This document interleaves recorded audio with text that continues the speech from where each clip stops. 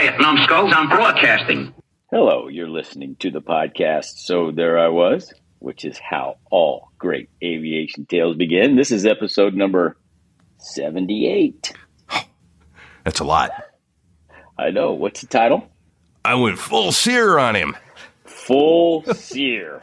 Name, rank, and serial number. Yes, sir. Yes, sir. That was. I didn't see that story coming, but I'm glad it did. It was awesome. That was a lot of fun. The sponsor this week is RobinsBirdBrainDesigns.com. Custom laser edge gifts. Reach out to Robin's gift giving season's coming upon us quickly. Reach on out there. Reach. Let's talk a little more about the SeaBass. SeaBass is our special guest. He's a retired Marine Harrier pilot, aviator extraordinaire, which had some different beginnings. He was an AFCAT. Some real bumpy beginning. I'm shocked. I am shocked this man made it into the Marine Corps, especially after his first encounter with the recruiter who said, "Tell me why you want to be in the Marine Corps more than anything in the world." He's like, "I don't know anything about the Marine Corps." 5 minutes later, he was out, and it wasn't until he finished Navy helicopter flight school that his career path changed. He was a NAVCAD, finished flight school. Didn't get his wings. Yeah, he was in the helicopter training when they did a reduction in force, and that's a horrible story. But it happened to a bunch of guys. It did happen to a bunch of guys, and in his case, it turned out to be a real blessing, right? I mean, he got to go fly jets, which was his dream in the first place. So, for cool. A guy who didn't know anything about the Marine Corps, he spent 22 years. No awesome good deed goes unpunished. That's right. Let's see. He had some great stories. He lost an engine control at night in a Harrier. Of course, at night. It never happens in the daytime. No. I think there's a photo sensor actually on the engine control. If it's light out, it's going to work. Of course, because nothing bad happens during the day. Yeah.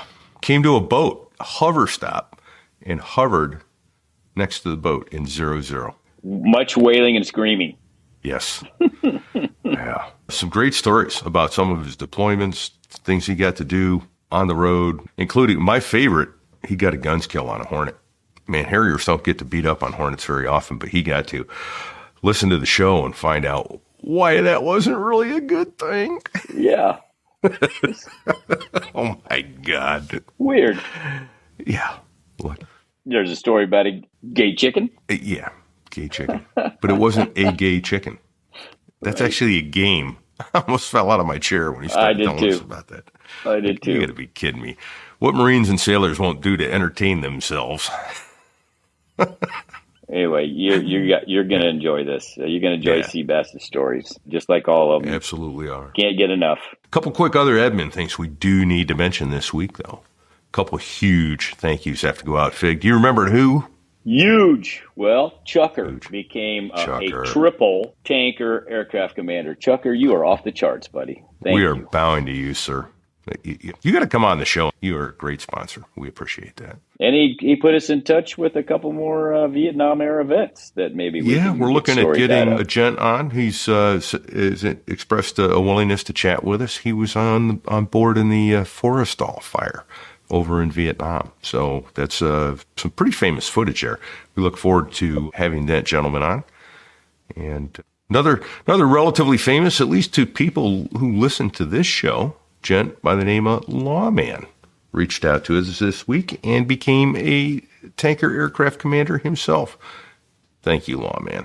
Thank you, Your Lawman. bikini is on the way. Yes. That's all I'm going to say. Your bikini's on the way. I like that. Oh, I like gosh. that a lot. Hey, guess what I was able to put in the merch store this week, Vic? Did you get a hoodie? Did, brother. Yes. Several different colors. Yeah, there's white, there's red, there's blue, and all that. I really only think the black one looks good with the banner on the back. I may go in and put one in that you can exclude the banner on the back and just have the logo on the front because, you know, the black banner on the white hoodie looks kind of silly, but go get yourself a hoodie. Go check out the rest of the merch at sotherewas.us/merch. And one other little fun thing I put up on the website, sotherewas.us, is a quiz, little trivia quiz. Answer some questions from our past shows. And you know what? I was able to come up with 4 questions off the top of my head. Now it's up to you, dear listeners, to provide us with more questions. That's awesome. All right. What do you say we get out of the way and let SeaBass tell us stories? Let's do it. And here's another one where we can say, because he flew both This Halos here's a true and story jets, don't sit on the about collective. crossing the pond Don't do it. Don't at do it. night Don't do it. Here's in SeaBass. the world's smallest cockpit, on the tanker, through the weather. Oh, and to the tanker crew who did that, thanks a lot. We really appreciated that. I'm just kidding. No, I'm not.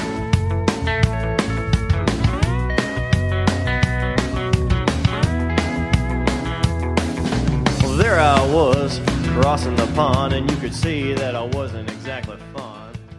So there I was behind the boat at night, 1 mile. Asked me to call the ball, and I saw nothing. I kept going, and LSO came on and said, recommend hover stop. I went to the hover stop. I never decelled to a hover in the goo before, and now I know why. It wasn't the most fun thing I ever did.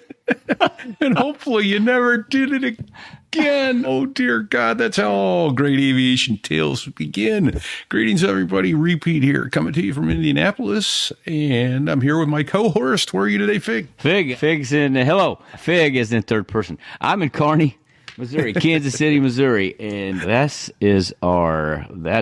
terrifying story was from our guest, SeaBass. Welcome, SeaBass. SeaBass, indeed. Thank Welcome. you. So Thanks, don't let us forget, we want to get into that call sign. I'm sure that's entertaining, but let's go back to the beginning. How did you get interested in aviation? What happened? And why didn't anyone talk you out of it? I've always wanted to fly. I don't think anybody could have. I was interested in flying since I was a little kid. Okay. I grew up in Texas, and I remember my mom's cousin drove a truck through town, and in the back he had a Learjet, like a sales setup, or it was a cockpit demo, and he didn't really know how to work it, but he let me get in there and mess around with it. I was probably about 5 years old, and it was really cool. I got to play in the cockpit, and I was like, I want to do this for a living someday. But it wasn't until later I started, watched a movie. Actually, I'm of the generation of Top Gun, and I certainly saw that a bunch. But really, it was more of The Right Stuff. I wanted to be Chuck Yeager. Okay. I wanted to be like that. Yeah. And so I thought that was cool. So I put in for Navy, Air Force, ROTC scholarships and academies, and didn't even know the Marine Corps really flew anything. Got a call from the recruiter, and he said he wanted to know if I'd come down, the Marine recruiter, but if I'd come talk about a Marine Corps scholarship, and I could get me out of school for the day, or for at least a couple hours. Right on. All right, cool. So I did. I went down there, and he asked me, the first thing he asked me, he said, okay, so tell me, why do you want to be a Marine more than anything in the world? And I was kind of taken it. I'm not sure who you think I'm here for. I mean, I don't know anything about the Marine Corps. If you could maybe tell me some stuff. He's like, well, no, I want you to look me in the eye, and I want you to tell me why you want to be a Marine more than anything in the world. And I said, sir, I just got here. I don't know what you're talking about. I don't know. Only an idiot would say he wanted to join something more than anything in the world if he didn't know anything about it. Right. And he said, well, I guess you don't want to be a Marine very bad. I said, well, I guess I don't. And I left. That was the whole thing. Took about 5 minutes. Some of our salesmen, you got to wonder.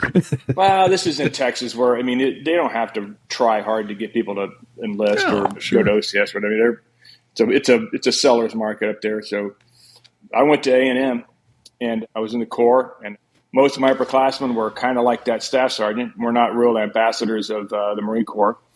Not all of them. Some were really great guys, but all the Navy guys are pretty squared away. So I wanted to be like them. I took my military training a lot more seriously than I did my academic training. And at the end of 2 years, my grades were okay, but I saw my best friend and I saw an ad in the paper that said, do you want to be a pilot? Do you have 2.0, 20/20 vision, or at least 19 years old? Come on down to the Navy recruiter and talk to us about the NAVCAD program. So I said, all right. So we went down and talked to him, and he said, well, this is in April of 89. What would you say if I told you could start flight school in the fall of this year? All right. Yeah, that sounds good. What do I got to do? So I took all the tests and came back to me. All right, you're going to go to AOCS here this summer. All you got to do is quit school, and you're good to go. So all right. So I had a short and uncomfortable conversation with my father. about leaving school, and I did. I went off to AOCS class 2089. I went through. I was 19 years old. I turned 20 the week before the week before I graduated. So I went off to VT 27 in Corpus Christi for T-34s at 20 years old, and got helicopters. Went through that program. I was about halfway through helicopters when they had the big force reduction of 90. And you've probably heard of that, big RIF. Okay, yep. Yeah. I remember that FIG. They took guys who were finished practically. They had like one thing left to do. Yeah, the Navy took the bottom two guys out. Two guys out of every class and said, "Don't let the door hit you in the backside on the way out." Right. Thanks very much for your time. Right. We got Well, it wasn't quite. It wasn't the bottom two guys. It was it was kind of a random selection how they had worked. Oh, even better, even more fair. We all got a meeting with the stand officer, and he told us where we were in the batting order from 1 to 100 or whatever. I was just right about the midway mark, and they said they were going to cut the bottom third, so I felt pretty safe, but I wound up getting cut anyway. So I was upset. Brutal. I was really mad at the Navy. A feeling that hasn't dissipated a whole lot in the past 30 years. Hey, SeaBass, had you gotten winged, or was it while you were in the HTs? I was in the HTs. I was just finished the solo. Okay. So okay. And I'll be honest, I didn't really want to be a Navy helicopter pilot at the time. No offense to those people that are undoubtedly listening, but there just wasn't a lot of cool stuff to do. If I was going to fly a helicopter, which is fun, I want to do it in the Marine Corps. And my on-wing was a Marine. My drill instructor obviously is a Marine. I really adjusted my view of the Marine Corps actually when I was in the Navy. Yeah. It wasn't what I thought it was going to be. So I took the opportunity when I got out to go and now I want to be a Marine. Now what do I got to do? Now I really do want to be a Marine more than anything. And I went to the OSO here in Dallas and told him I wanted to be a Marine. And he said, "Well, what was your grades in college?" I told him 2 point something. He's like, "Oh, well, I'm sorry. You're not even remotely close. It's never going to happen. You should just, you should move on to something else." I said, "Well, I've already been to AOCS. I've already been to flight school. I'm telling you, I can do this program." And he's like, "Well, that's maybe true, and that's great, but we've got 5 guys in front of you that got 2 9 3 O's, and you've got nothing. So I got nothing for you." Great. So I asked him if I could just get the paperwork, and I'll do the application and see what happened from there. And he said, "I'll get it all back to you." I said, "All right, well, knock yourself out. Good luck." And I got all the paperwork done. I had a letter from my CO from the HTs and my drill instructor and some guys like that. And I had it all back within 2 weeks from beginning to end. And the OSO is a pretty good guy. And he's just like, "Well, that's great. But I've got all my spots filled for next year. If I had an open one, I wouldn't give it to you. And, I think you should really move on with your life." I said, "All right, well, I'll just keep checking in with you and we'll see what happens." And so I called him every Friday for 5 months, even after he told me to basically stop. And then the Gulf War was going on. And one of the guys that was over there, he was a reservist. He was supposed to go to juniors that summer. Wasn't going to be back in time to go to juniors. And so that spot opened up late, and I guess he said, "Hey, just give it to that idiot that keeps calling. At least leave me alone. He's going to show up." Yeah. Right? If I give it to him, he'll quit calling. Yeah, exactly. So I wound up going to the combined course the following summer because there was some paperwork issues. But so I went and did that. When I graduated, went to TBS, and then I went back to flight school. So did it all over again. Well, the second time around had to be a little funner. Primary. It was different. I mean, the problem was that some of the instructors were guys I knew from when I was in the Navy, and everybody kind of knew who I was. It was a little bit in a fishbowl of, oh, this is the guy that's already done it. So there was some unrealistic expectations, and then there was, Sure. I thought my biggest advantage was that I already knew not so much the information, but what to study and where to find it pretty quickly. And the process of being, just one flight at a time and not trying to study too far in advance. And so I did pretty well. Primary, second time. They made you go all the way back through primary. I think that's kind of funny. Well, they called me in and they said they pulled my record from when I was in the first time and said everything's everything's good. You had good grades. We're going to put you on what's called the accelerated program. So if somebody like shows up from Embry-Riddle with like a commercial instrument ticket, they qualify for this program. So they said they were going to put me on that.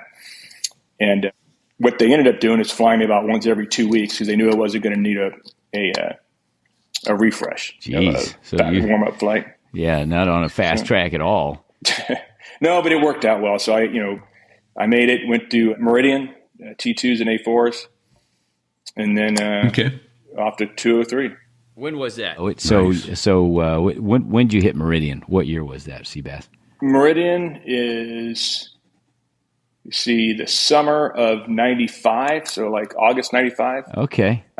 I got winged in October 96. Okay. Nice. Okay.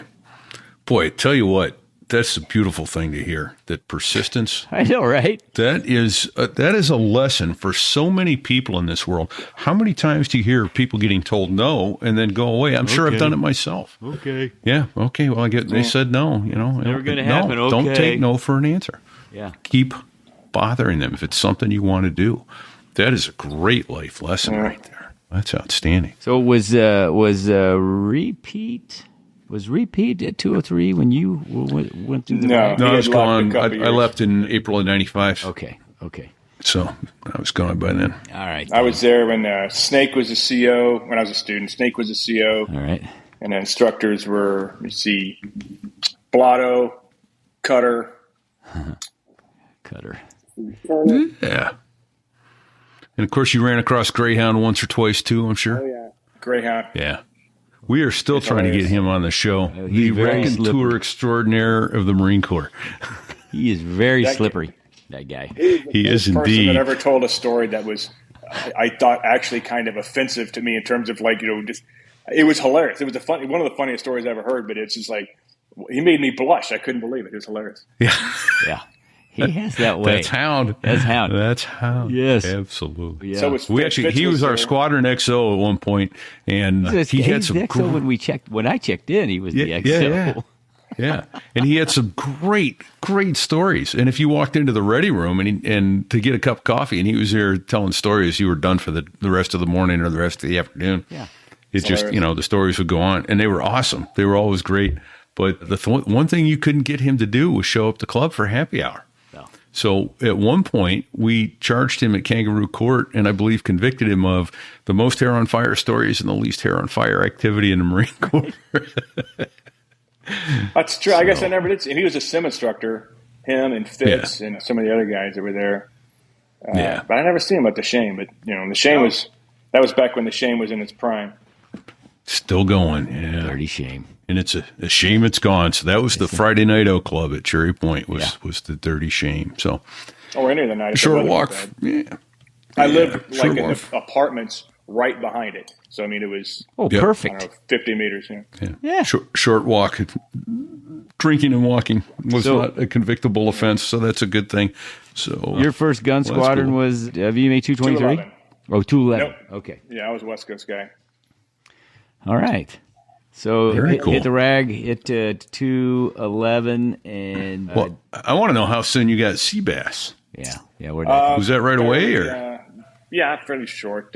It's one of those call signs that the more of the meanings came after I got it than before I got it. Okay. They really were just dying to call somebody SeaBass. It's from the movie Dumb and Dumber, the big angry redneck. Kick his ass, SeaBass. Yeah, exactly. I was. I am a fairly decent-sized person, and I am somewhat of a redneck, depending on who you ask. And I was in the ready room, and I was supposed to go fight the skipper, Gremlin, 1v1. And as I was walking out, somebody yelled, kick his ass, SeaBass, and everyone started laughing. And I came back, and all that stuff was all over my locker. And well, there it is. There it is. Then they adapted it later to big mouth, little brain, and other stuff like that.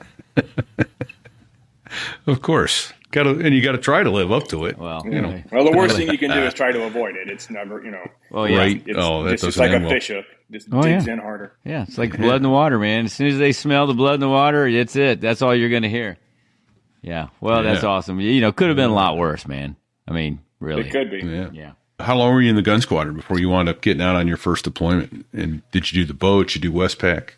Well, I was in it for 2 years, and I just finished Section Lead WTO build up, weapons training officer, and I was home on leave, and I got my wife was kind of friends with the skipper's wife, and they were talking on the phone, and then she's like, "Hey, the skipper wants to talk to you." I was like, "Oh, well, this isn't good." Hey, sir, what's up? He's like, "It's like, hey, SeaBass, I need you to come back, as soon as you can from leave. We're going to deploy you, immediately with the 15th MEU."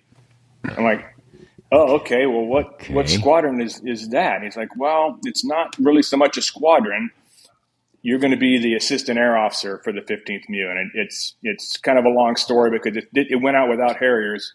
They want a Harrier guy on board, so they're sending you on as an additional assistant air officer. Had you already been trained? Well, that's helpful. Had you already been to Absolutely not, nor did I. So, at that point.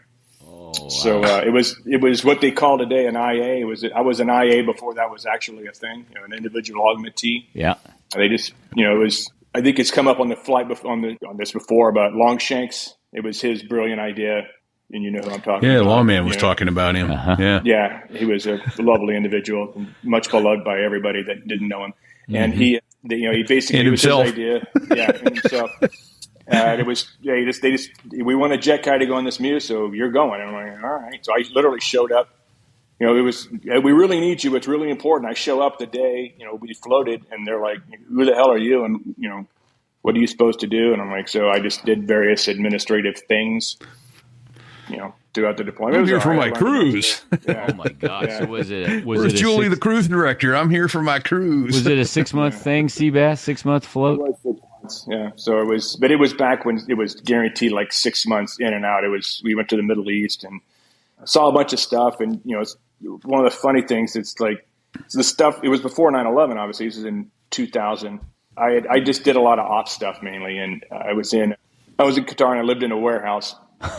And every day I had to go to the base and drop off the flight plans for where the helicopters are going to be flying that day, and basically explain stuff and pick up, whoever passengers were coming in, and just basically ops crap.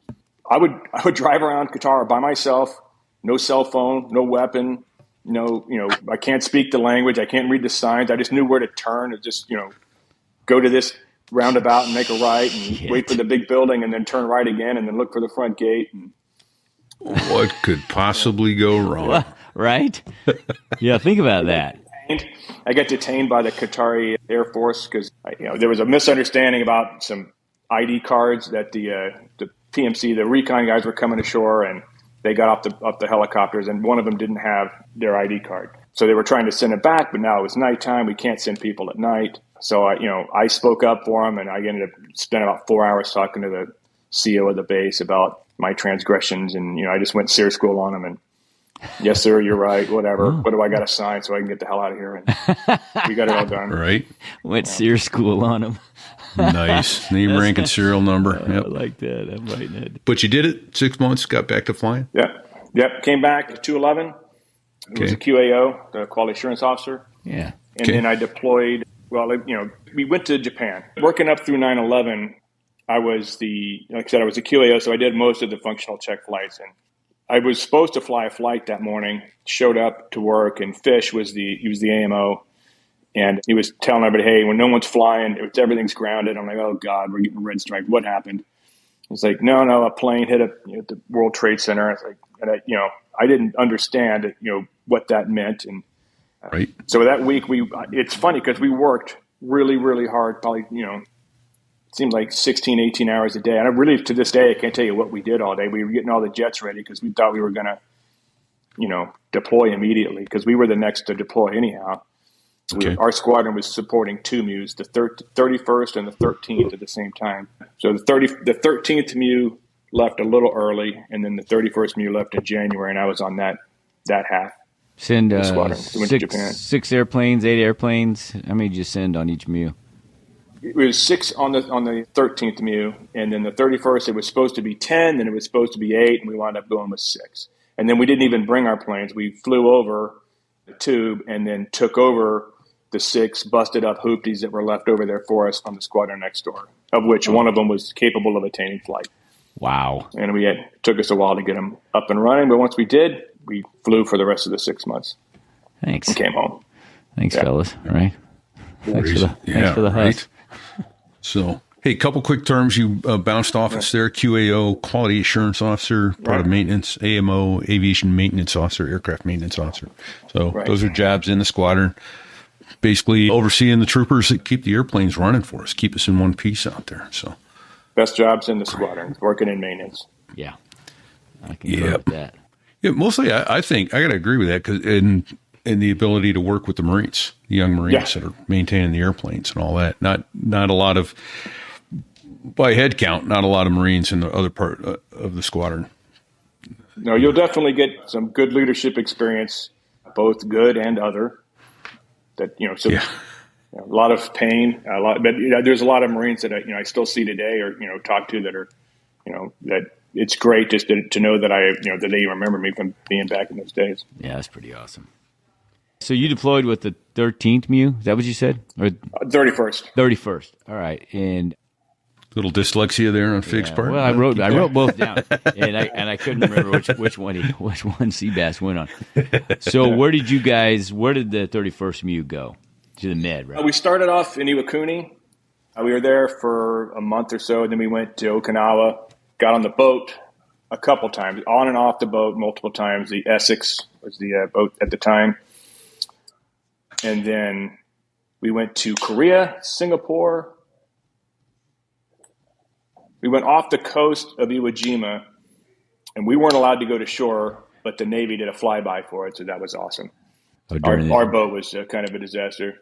So is that on and off the boat? That must have just been a logistical nightmare, keeping everybody current and qualified and getting their landings.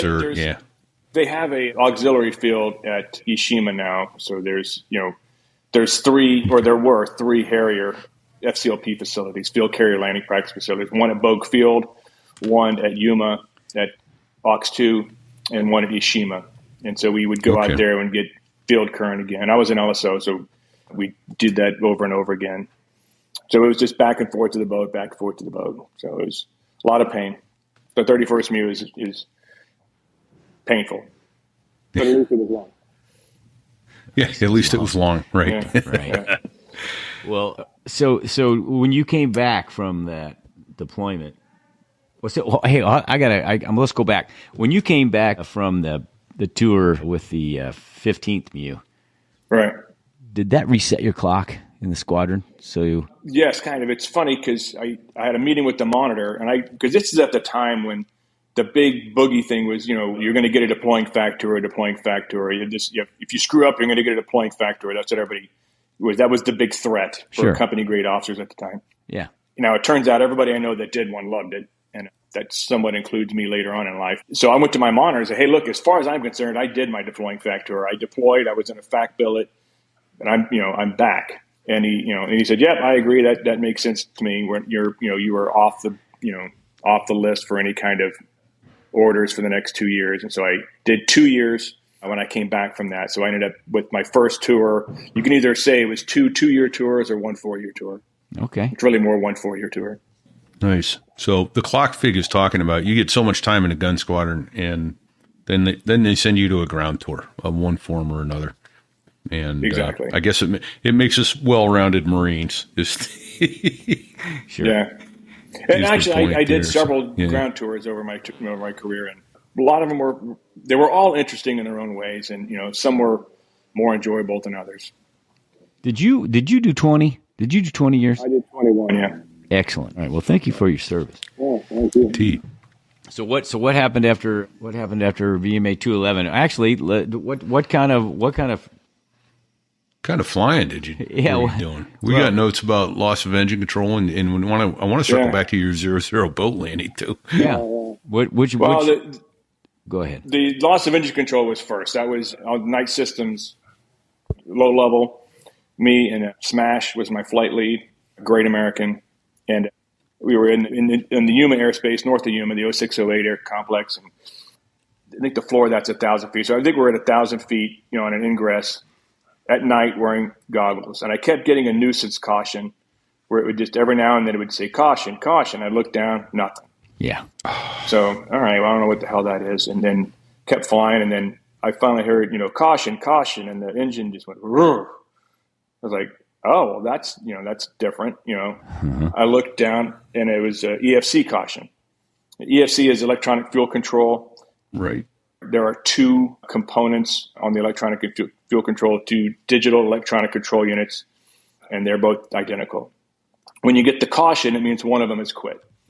So it's just no big deal. You just don't change the switch, and then you just go home and land. So I told Smash I to terminate. Let's start climbing up, and we'll talk about it. And I told him that I had an EFC caution, and he said, "All right, well, let's start. Some join on me." And then that's when the plane just went fuel control, caution, caution. So I lost the other ESC. So now the throttle moves back and forth, freely. Oh shit! It didn't do anything. It's no longer really connected to the engine. It's physically connected, but it's not working. Well, the procedure for that is, throttle to idle, manual fuel, the switch on. So I went to so I came on the radio and said, "All right, Smash, I'm going to go to manual fuel." And he said, "Wait a minute. What are you going to manual fuel for? It's only a caution." I said, "No, I just lost the other one. It's a warning now." I said, "I'm going to go to manual fuel." I went idle, reached down, hit the manual fuel switch. Then nothing happened. And I was like, all right, well, I must have hit it wrong. Hit it again, nothing. There was a plane that had crashed a few years earlier that a guy had tried to go put his dumps on, but instead he went to manual fuel and it torched his engine. So I thought, well, maybe I was doing the opposite of that. So I looked down and I saw the switch and I put it and held it in position. Held it, 5 times, nothing. Yeah. It's not. No. Push it like you mean it into position. Come on. If I remember right, hey, one of those switches was a T over center, and the other one was not. There was 3. They used to all 3 be the little mushroom kind of switches. Yeah. And then they changed the manual fuel to the T switch as a result of that mishap that had happened a couple years before that to keep you from making that mistake. Okay. Well, so I'm holding it. It's not working. There's a manual fuel battery by the throttle that you can fire, and it sends an electrical impulse down and switch it for you. So I hit that. It didn't do anything either. So now the engine was at about 88% when it started, and I can't change it. So I just put the nose towards Yuma, started climbing up to do a variable nozzle slow landing, which I thought was going to be pretty easy, and it would have been, save for a couple things. So as I climb up, as I'm getting higher altitude, basically the fuel in there is stuck. So it's only going to get so much. And so the RPM is slowly rolling back. And every time I move the nozzle lever, it puts a drag on the system because it's run by bleed air, this thing called the SAMSU motor. It's run by bleed air. And I don't remember what SAMSU stands for, but I could figure it out. So every time I move the nozzle lever, I'm losing a couple RPM. Oh, shit. So now I'm coming down. I got all set up for a straight into runway 21 right in Yuma. They used to have the arresting gear rigged on both runways, which I fixed later on in life. But tonight it wasn't. So I had to land on the long runway between the gears. They got the approaching gear de-rigged finally. So I lowered the gear. I was in auto flaps, and I had the nozzles at about 50 or 60. And I was on speed, and now I'm short of the runway. And my velocity vector is about 3 degrees short of the runway. Oh, no. And it was just one of those things where I'm like, well, okay, now what? So I would just nozzle out, which means push the nozzles further aft to get some speed so I could get some more altitude. But every time I moved the nozzle lever, the RPM came back down again. And it would come down and not return, right? I mean, every time you're just losing more power and more power every time you move it. Losing, exactly. And something I've tried to teach people later on, when it comes to variable nozzle landings, is that you can piss away energy in this thing really, really quickly, but you're never going to get it back. Yeah. No. And it's always rather to be fast and slow. So I was on speed. I'm like, well, I can get a little slow, and then I could trade that for some altitude.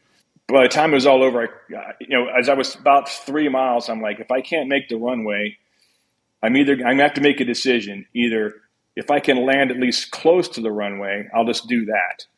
If I can't make it across 32nd Street, which is the big street going into Yuma, then I'm going to point it towards the fairgrounds, which is a big black area, and then eject. But once I've committed myself to cross, I don't want to hit 32nd Street. It's one thing I didn't want to do. So there's all sorts of cars and stuff. So I kept going. I decided I could make it past 32nd Street. I got my AOA up to around 14 or 15 units. I mean, I was really I had high AOA, but I was still going like 130 knots because it was the nozzles by this point are probably about 30 degrees because I didn't realize that putting them forward was making it slow. So AOA is all for angle of attack. Right. Keep going. So I ended up touching down about 10 feet down the runway. I crossed 32nd Street about 50 feet. 10 feet. Huh. Why'd you land so long? Exactly. Well, now I have 13,000 feet of runway to stop, which was fine. So, but now the engine's still at, by that time it probably got down to about 70%. So I shut the throttle. I pulled the low pressure cock, the T handle, the fuel control shut off. Yeah, fuel shut off. Because I wasn't sure that anything was working in the throttle quadrant.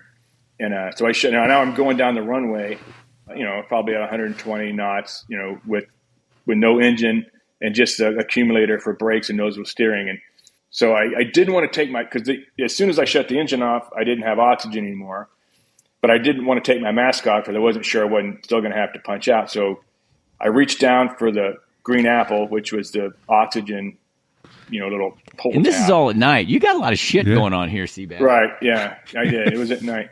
And I was like, okay, this is the green apple, not the ejection handle. Yes. Okay, I'm positive. And I pulled it. And I'm like, okay, I'm still here. You did eject. Okay, you got that one right. Yeah. You guessed right. Got it stopped and got out of the jet to a huge reception of fire trucks and Marines that were about to spray me with. There wasn't any fire. It's fine. And that was it. So, that turns out it was a cannon plug on the NF pulse probe. There was actually two separate problems. The NF pulse probe, which is, it senses the RPM of the fan, the main N1. Okay. And it had come off somehow. It was supposed to be, it was a safety cannon plug. It was supposed to be twisted 18 times. It was only twisted once, and it came off. Oh boy. Meanwhile, the electrical line from the manual fuel switch to the solenoid was cracked, and when it was on the ground, it worked fine, but in the air there was too much vibration and it wouldn't work. So there was no backup. It was a very strange situation that luckily was able to work out. Well, nice job. Holy shit. Nice job getting the plane back for crying out loud. That was not for the meek. Because when Snake was the group CO at that point, he said to say, "Hey, SeaBass, good job of bringing my plane back." I'm like, "Sir, your plane was attached to my ass." And that's what I brought back. Yeah, that's right. That's a very good point. Ow, my ass! Nothing heroic about it. It was strictly self-survival. Yeah. Right. And then you decided to bring one into the boat at night at 00. What were you thinking? I wasn't. You didn't have enough fun the first go around? That. No, that was actually later. I was in 223. I had gone out when I came back from the 31st MEU. I got orders to the RAG, be a RAG instructor. And as soon as we showed up, so this was the summer of 02. So summer of 02, I showed up, and Smurf was the CO, and he's like, "Hey, just so y'all know, all you guys that just got here, that just came off deployments, any of y'all ever flown with a lightning pod?" "Yes, sir, I have." And they were looking for lightning pod guys, LSOs, and FCF pilots. And I was all of those things, and so were a lot of other guys. It's the RAG. Everyone there has done a bunch of stuff. And they said, "Hey, this Iraq thing might kick off, and if it does, the squadrons down the street are going to need some help, and they're going to, you all might get pulled out of here, and none of y'all might get pulled out of here. But just to let you know, don't get too comfortable. You may end up, down the street." Well, that happened to me. I got noticed about 2 weeks to, "Hey, pack your stuff. You're going to 223." So. Okay.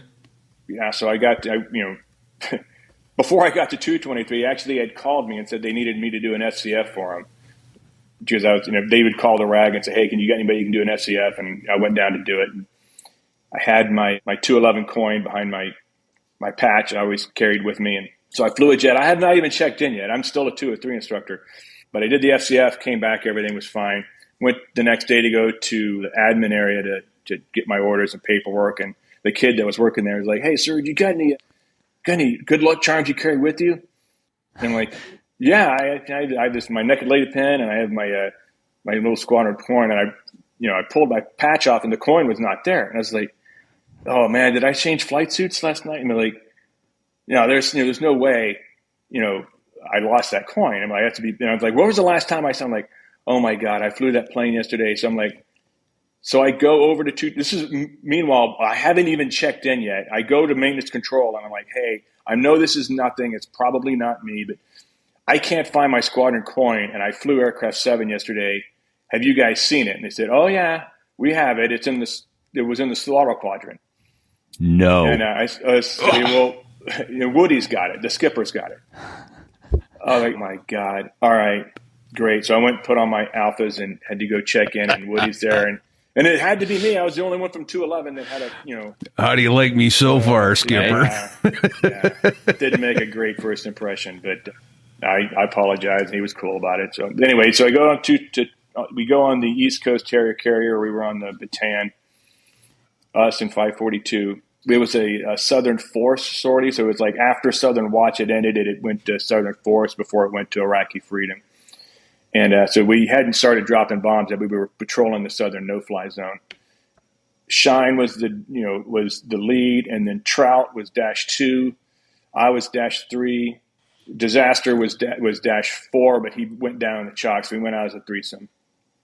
We go out, did our sortie, and as we're coming back, it's nighttime. We're going to land what's called a case 1-8, which is right. Case 1, coming into the break, but at night with goggles on.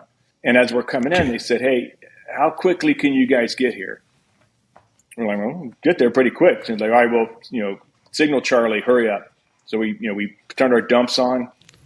We were carrying ordnance. So I had a GBU-16, 1,000-pound bomb, a lightning pod, and I don't know if I had a Deccan pod or not, but I was pretty heavy. So we started, to speed it up and start a descent. So we were dumping gas to get light enough to land. And then they came on center and said, 99 max and serve, 99 max and serve. After you dumped your fuel. After we had started dumping. Like, all right, so we turned the dumps off. I'm like, okay, well, now what? And they said, okay, we're going to go to case 3 aided. So it's basically a instrument approach on goggles. And it's, the visibility has gone to basically, we can't tell, but it's bad. So go ahead. Shit. So we sent -2 in first. Trout. All right. I just doing a normal PAR, basically a CCA, precision approach radar or carrier controlled approach. So I was on the downwind, and I got paddles frequency up on the right, and I hear -2, who we sent down first, Trout. He said, hey, everyone check, 99 landing lights on. So we turned our landing lights on. So that's bad. It means that the LSOs, even with goggles, can't see you unless you turn your lights on. So we hear screaming and wailing on paddles, and he ends up waving off.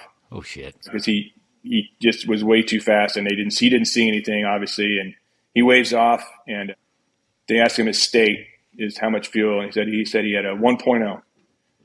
And I remember the first time I was like, that's it. Well, he's got 8 or 10 minutes left then. Jeez. He's screwed. I mean, it takes about 800 pounds to go around the case 3 pattern. And, he's screwed. All right. Yeah. Well, let's not think about that right now. Let's think about, your approach. So I, listened to Shine. He went down next, and there was screaming and wailing. He got aboard. I was on final with about 1,000 pounds when I was on final. And they said, hey, we need you to do a right 360 to get -2 back in front of you. Because he's got next to nothing. So I raised the gear, did a 360. Now I'm about, 700 pounds as I start the approach, which isn't a lot. Typically we want to be on the ground with at least 800. And, on the boat, we were typically more like about a 1.2, 1.3. Right. So, I start shooting the approach. I hear the screaming and wailing. Trout gets aboard. And then, I get, flying the approach down there. He called on glide path, on course, 1 mile, call the ball. I look out, and I don't see anything at all. I said Clara, which means I don't see anything at all. And it was silence for, it seemed about 5 seconds. It was probably about a second. And Q, another great American, was on the CCA freak, and he said, recommend hover stop. And I was, all right. So I'm like, what now? I'm going to go to hover stop. I mean, this is not this. We don't do this. This is not going to work. I don't care. Hover stop. And they said, Roger, hover stop. You're lined up left. check right. And I look up and to the right, and I could see a faint glow off to my right side. And as soon as I did that, my whole world started tumbling. Oh, shit. Of course it did. Because, I mean, it was just the most disorienting feeling. I felt like I was rolling hard right. And so I'm putting left control inputs in it.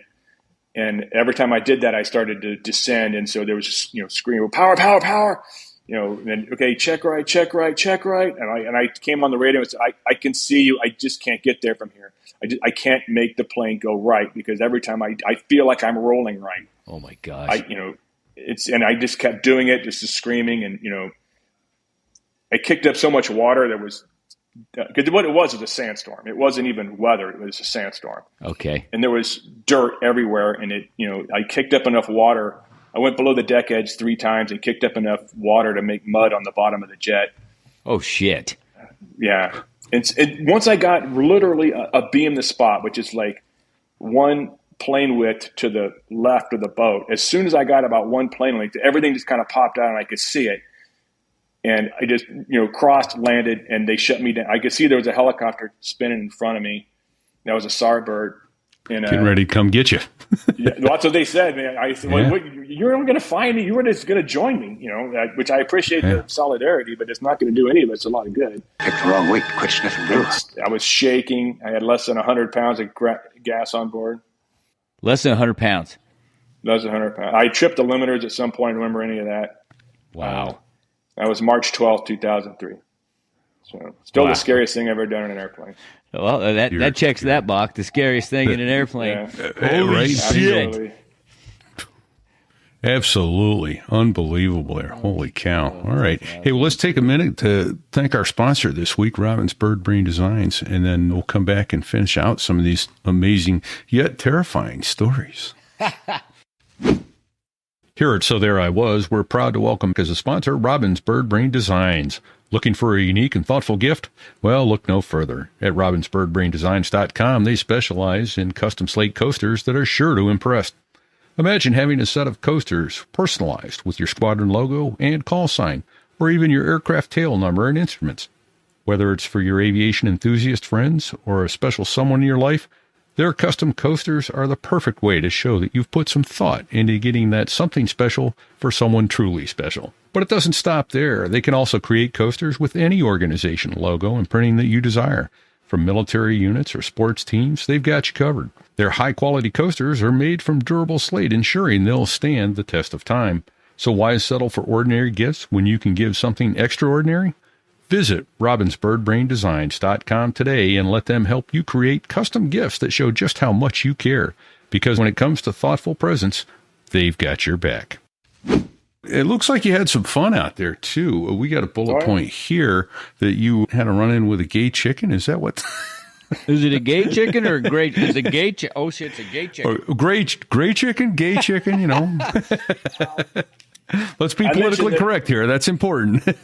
I mentioned that working in maintenance, you get some leadership opportunity with the Marines, which in some of them you remember in a positive way and some of them not so much. It was on my next deployment on the 13th MU. I was doing an FCF. We had a plane that was left on the ship that needed an engine change or some stuff. And it was me and a small jet of Marines that were going to fly it into Iraq. It was in 2007 during the surge. And every Marine was off the boat. So I am suddenly the senior Marine on the whole boat. I was a major at the time. And I was, which isn't a whole lot. I mean, it sounds impressive if you're a PFC, but if you're, on the boat staff, it's nothing. And so the captain, who was insane, decided he wanted me to be, at the morning meetings. And I was now in charge of I was a senior Marine of the whole boat, which includes the combat cargo guys. And the combat cargo guys are people from all over the MU that are sent over there, not for their excellence or their development of any sort. These are kind of the sick, lame, and lazy for the most part. So I don't know these guys, but I'm now in charge of them. So I get an email from the skipper, the ACO, the Air Combat Element Commanding Officer, and he says, "Hey, there's this guy that's in trouble. I need you to go check on him and find out what he did." He keeps emailing the commandant of the Marine Corps. I need you to make him stop doing that and find out whatever it is he's doing and make him stop doing that too.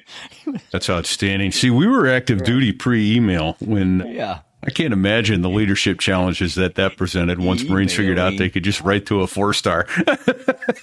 Well, you'd be surprised. So what happens is, so I get a hold of this, I go to, first of all, there's an NCIS agent on the ship, and I went down and I asked him, I said, hey, what is this kid's problem? And he said, well, have you ever heard of gay chicken? I said, no, I have not. And he said, well, you get 2 guys, straight preferably, and the idea is that they come at each other as if they're about to have sex, and the first person to back down loses. So that's gay chicken. And I was like, okay, well, that sounds really dumb. It's like, so him and this sailor are playing gay chicken in berthing, and they wind up with one of them has his pants down, the other one reaches over and touches him on the ass. They immediately turn and point at each other and say, he's gay, he tried to rape me, it's a big mess, but nothing had happened. And it's like, all right, well, so I pull him up and I'm like, hey, all right, Corporal, what exactly is going on? I told him, so he said, it's not my fault. I'm like, okay, listen, I don't think this is that big a deal. Let me talk to the skipper. How about, answer, what's the deal with emailing the commandant? He's like, well, my gunny yelled at me. And I'm like, well, I get that. But, there's like 50 layers between you and the commandant. How about this? Don't email the commandant anymore. If you have a problem, you come to me and I will help you. So, okay, sir. All right. So the next day, the ship's meeting with, I'm now in the Mucios chair because I'm the senior Marine, which I did not want to do, but the ship's captain insisted. No. The chief of staff comes up and he's for the ARG and he's like, hey, SeaBass, do you know this kid? It's Corporal. I'm like, yes, sir. He's like, he keeps emailing the captain and he's a nice guy, but the captain's kind of had enough. Can you please tell him to stop? I'm like, absolutely, sure, no problem. So I find Corporal Gay Chicken and I'm like, hey, man, okay, maybe I wasn't clear. And by the way, if you'd have seen this kid, you'd know that he's got one eye that's about 10 degrees off bore sight. He's not all there. Oh, no. He's not particularly bright.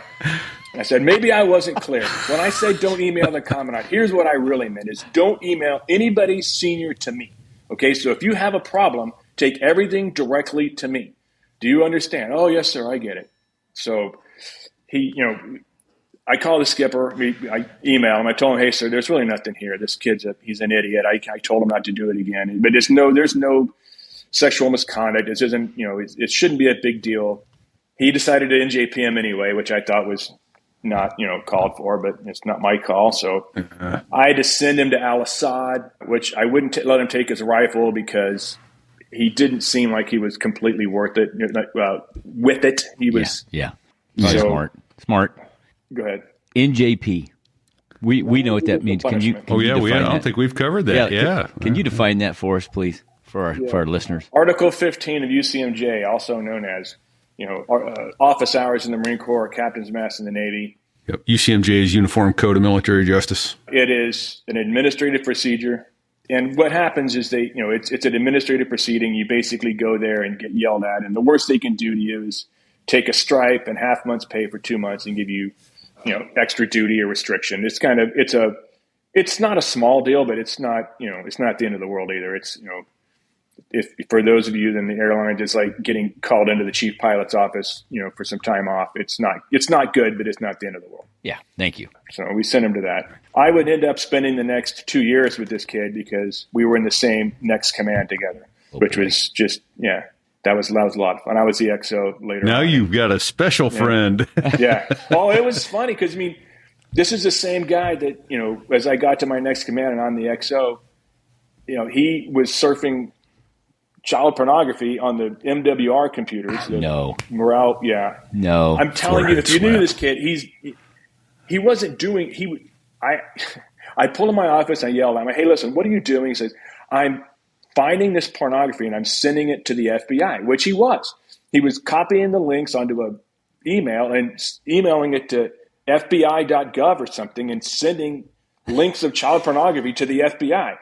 For future reference, not a good plan. Yeah, not a good plan. He was thought he was doing something positive, I think, right? He honestly, absolutely did. He's just not smart. I mean, there was something wrong with the kid.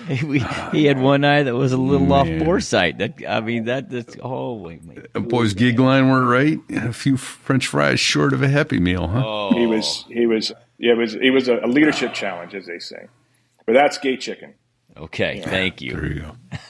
Oh, that's a scream.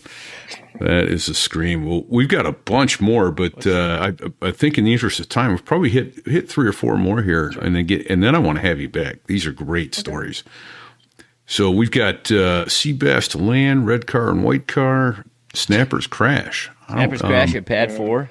So my wife and I were going out to lunch. It was during the week. She came to pick me up. And I went out the gate, and I hear somebody starting to wave off from pad 4, and I see a giant explosion. And it's like, oh my God! I went, for some reason, I worked in maintenance. My office was right there, so I ran. I said, "Honey, I'll see you later. Wait here." And I go run in, and a plane had crashed at pad 4 with a friend of mine. Snapper was in it, great American, and he was fine. I see him. One of my Marines was going out with one of those big, like the fire bottles that you can like tow behind a tug, It's great for putting out a fire pit at your house. But an APU fire or something. Yeah. He's charging off, valiantly with that thing, and crash crew got there. He was fine. Then I went back because I didn't witness it, but I wanted to make sure everything was taken care of. I go back upstairs and I get to the ready room, and my wife is still outside. One of the guys was supposed to fly, and he didn't feel like flying anymore. So it was with Smash again, and Smash is like, "Hey, you want to go do a 1v1? This other guy, Myrtle, can't go." I'm like, yeah, hang on a second. I go tell my wife. So I go run downstairs, and I tell my, hey, Sammy, you're on the flight schedule. Yeah, I picked up a flight. I can't have lunch. Love you. Bye. And, took off. And I come back, and, this is really more about Sammy than me, I guess. But, I mean, we do the flight and come back, and he's like, "What did you have to go tell your wife about?" I'm like, "Oh, well, I was supposed to have lunch with her." He's like, "Did she see the crash?" I'm like, "Well, yeah." I mean, he's like, "So you told your wife witnesses a plane crash. You tell her goodbye and then go flying?" So the way you make it sound, it doesn't sound as nice as it was when I did it. But mistakes were made. Pretty much, yeah, exactly. It doesn't sound as nice as it was when I did it.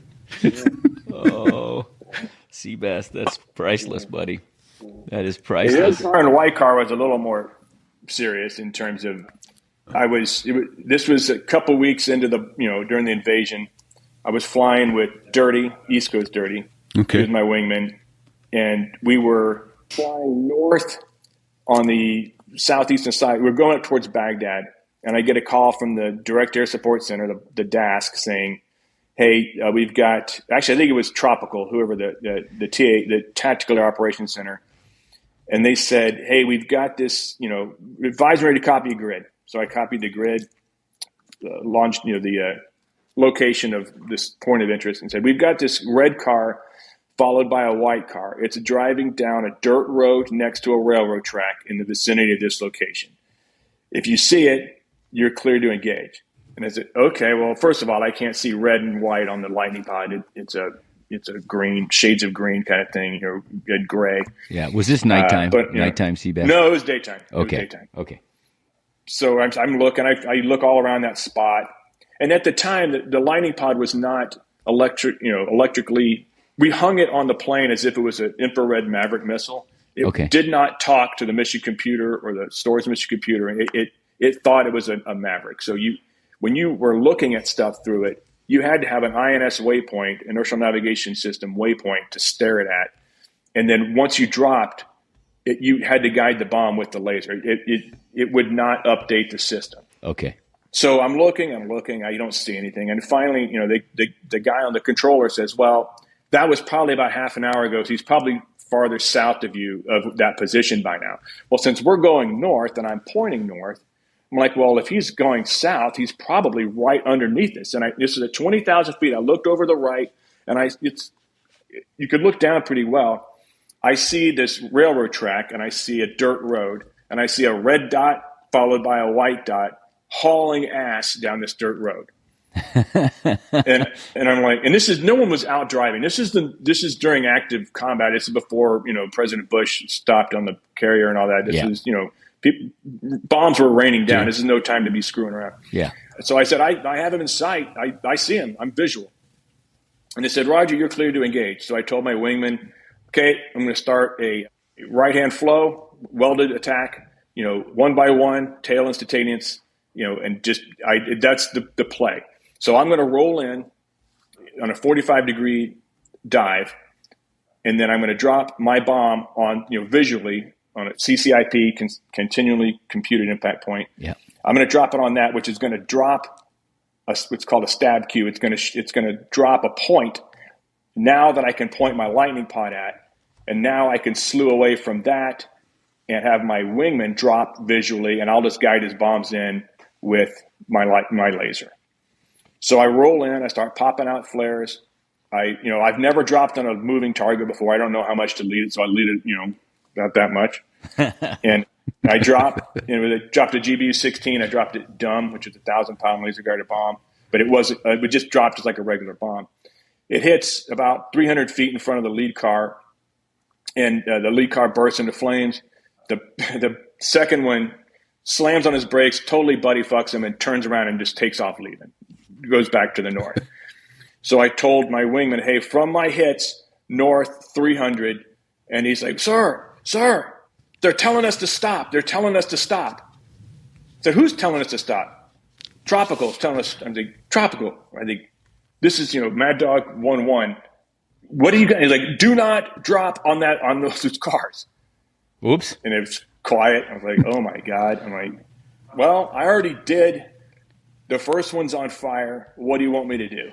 And he says, okay, yeah, just don't do that. And, you can go back to the boat. I'm like, go into prison. Yeah. Wow. I don't, I messed this. I know he said I was clear to engage, but it's not going to be on the tape because everything was encrypted. So I say, is there a problem? And they said, no, it's the battle captain's not happy with the ID. And, so just, it's exactly who we think it is, but don't worry about it. Just go back to the boat. So we go back to the boat and land. I went to the Intel Center and I gave him my tapes and I told him, hey, this is what I did. This is where I was. This is what happened. And I haven't heard anything since. So, jeez. Yeah. That's not comforting. But the flight back to the boat, I'm telling you, it sucked because I was just like, Oh, yeah. It made me really think, hey, man, maybe I was a little bit too quick to shoot on that one. And, there's a difference between being legal and being right. Another week or so later, I was flying, same basic scenario. There was a tank it was sitting about maybe 300 or 400 meters from my house, pointed south. And I was plotting it on my system, was showing it inside a closed airspace, which means that I needed a FAC to drop on it. And okay. Forward air controller. It wasn't an open. We had open kill boxes and closed. Open kill box, you could drop on anything that was military. A closed kill box, you needed a clearance to do it. It had to be coordinated. Okay. The DAS was telling me, no, we're plotting that in the open kill box. I'm like, well, I'm plotting in the closed kill box, and it's not shooting at anybody. I'm not even sure there's anybody in there. So I mean, I don't know what to tell you. I'm not dropping on it, and I didn't. I reported where it was at, and it got logged to the next guy. But it made me think a little bit better before I engaged. Yeah, not a lot of you can't take them back once they're downrange. That's right. Right. Yeah. Can't Nope. Can't have that one back. Can't take it back as soon as it leaves the. As soon as it leaves. SeaBass to land is actually a little more humorous. That was my third pass at the boat as a Harrier guy, and we had the LSO that was under training. This is the third time ever? My third landing ever on the boat. Okay, yeah. okay. My initial carrier quality. And this was back in 2011, years before. And Shifty was the LSO under training. Smash was the LSO, the training LSO. And I was a new guy, and I, didn't really know what I was doing. There was a jet turning in front of me and a lot of wind down the deck, and you get what's called the suck down, which means you get, you're in the hover, if there's a lot of wind, it'll blow that stack of air out from under you and you'll fall faster than I was used to. And I'd never seen it before, but I saw it that time. So I'm, falling like an egg from a tall chicken, and I wound up, full power as I hit, which would have been fine, except for I got a really late idle call. The LSO will typically yell idle about when you're about 6 inches off the ground. That way, everything compresses and you stop. Well, I was on brainstem and I had full power and I hit hard and jumped right back into the air again. So when he yells idle, I'm 15 feet in the air and increasing rapidly. So I went to idle and they're like, idle. And I went back and forth. I hit like 3 times. I wound up. I was starting to log them all. Log all 3 landings. I was leaning left each time. I wound up with full right aft stick, and I had decided I needed to eject. This is too late. I'm screwed. But I couldn't get my hands off the stick, and I hit the last time about 18 inches from the left scupper. Oh boy! And everything got quiet, and I was like, okay, I'm still here. Everything's fine. Nothing broke. I didn't hear any. You're done. Taxi over to the. I got a cut pass. It was got a talking to from Gremlin. Yeah. Well, you got that out of the way. And now that's known as, anytime you have a humongous series of power bounces, that's known as SeaBass to land. All right. SBTL. A new LSS comment. That's right. Made up. Oh, that's come beautiful. Down the middle, SeaBass to land. All right. Yeah. Nice. Yep. Well, which do you think? What should we close out with? Karma, traffic court, hornet kill, Vino in the break? Hornet gun kill on FCF?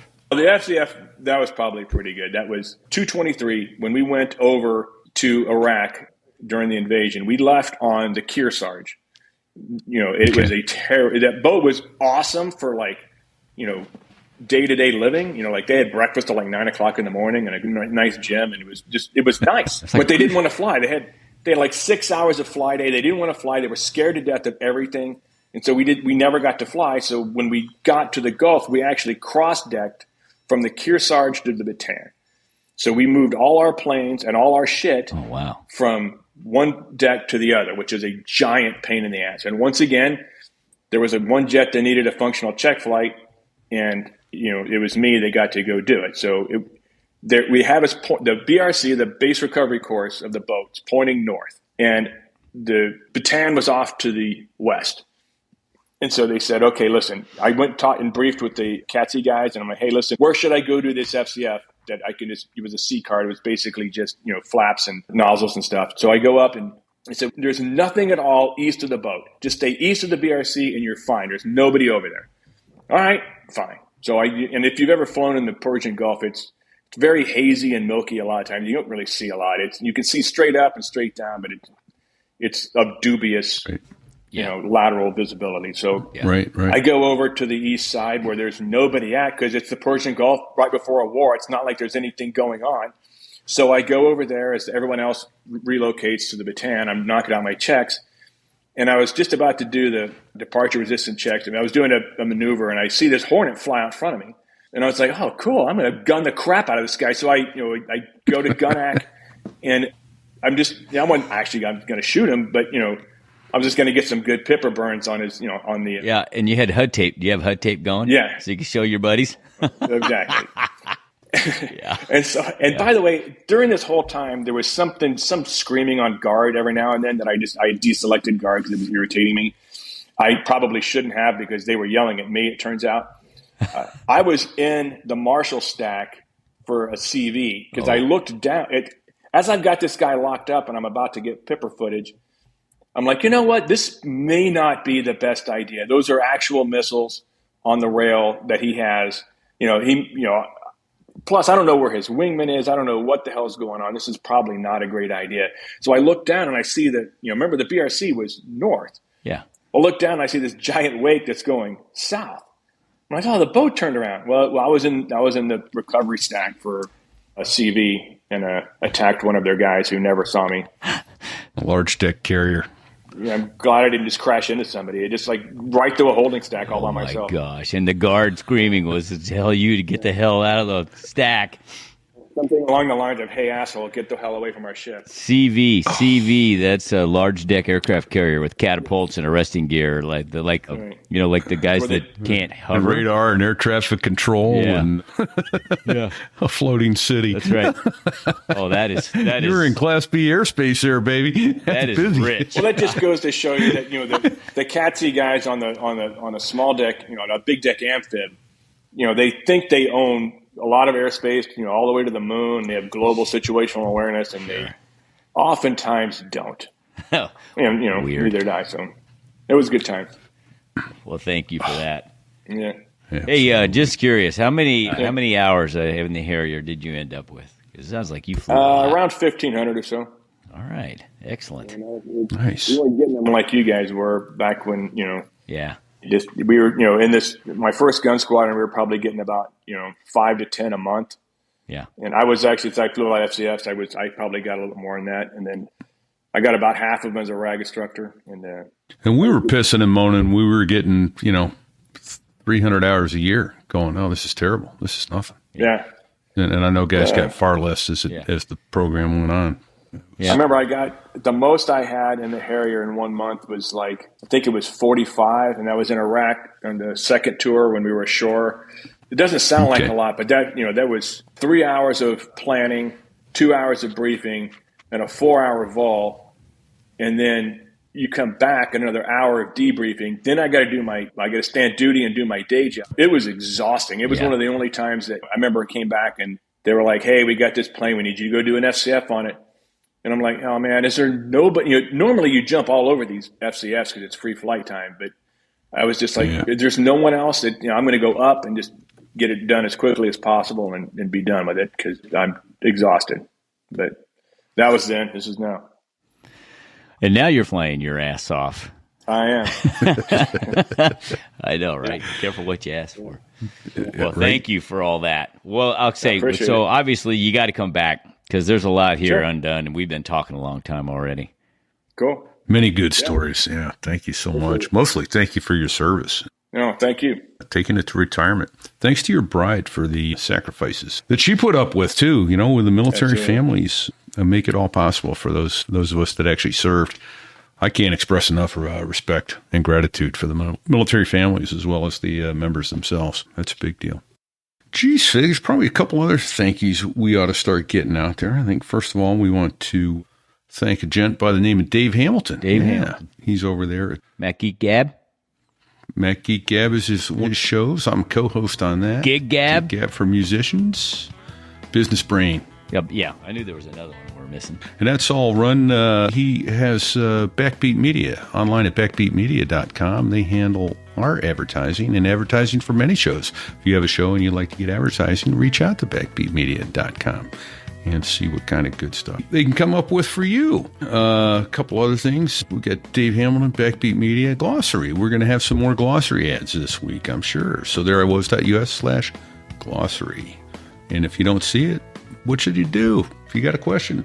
Send us an email at fig@sothereiwas.us, repeat at sothereiwas.us, or sticks, if you really want a good answer, sticks at sothereiwas.us, because he's the brains of the outfit. Absolutely. So if you want a cool shirt like I'm wearing, if you happen to be watching the video, if you're listening, trust me, I got a really cool shirt on. If you want a cool hat like Fig's wearing, it's way cool. It's a way cool shirt. Yeah. Get over to the sothereiwas.us/merch. That'll get you. We got a lot of neat stuff. As now that we're getting out of bikini season. But if you want a bikini, you want to go south of the winter? A furry bikini, for cold weather. There you go. Could possibly happen, but probably not on our merch store. It ain't right. I'm sorry I bring that up. Let's just forget I said that. Well, shh. All right. Hey, 2 new Patreon pilots this week. Thank you so much to Peter Simon and Patrick Miller for joining up and signing up as pilots on Patreon. Again, we realize everybody who's donating, supporting this show, we know that money didn't fall into your pockets and you've chosen to share it with us, and that's very humbling. We're grateful to you for that. Peter Simon, call sign says. There you go. SEZ says. There you go. Yeah, Simon says. Got to come up with Patrick Miller. One for Patrick Miller. We'll think of one for you, sir. Give us some time. All right. I got one for Patrick Miller already. Oh, roll in there, man. Light. Miller time. Light. There you go. Yeah. Nicely done. All right. Hey, what is the number one thing somebody can do for us if they can't throw money in our pockets? And you don't have to. We appreciate when you do. You don't have to. But it's something you do have to do. Here's the price of listening to the show. Well, first of all, share the show. Share the show. Bingo. That doesn't cost anything. Just share it. No. Yeah. Make your friends suffer right along with you. Well, the feedback we get all the time is super. It's not necessarily from aviation background people. It's people that don't, that aren't in aviation. They love these stories. So please share the show. That's exactly it. A couple other quick thank yous. Brad Silcott over at bdsaviation.com provides us with some imagery that we use on the website. Sometimes I put it up behind me. When I'm in a place like today, I can't run a virtual background. It makes me look silly. Half my head disappears sometimes. And then, of course, those fine folks that make the Air Force sound good. Who is that, Fig? That's the Dos Gringos. Dos Gringos. Gotta love their music. Great music. You can find them at Amazon Music, Apple Music, Pandora, Spotify. Anywhere where you find music, you can find the Dos Gringos. Fun music. Enjoy it. So, I don't know. In the meantime, you got any advice for our listeners until next week, Fig? Yeah, don't sit on the ejection seat handle. In the meantime, be like that Hornet in the pattern. Yeah, check The 6. SeaBass was chasing. You dumbass. Check 6. Stay safe and check 6.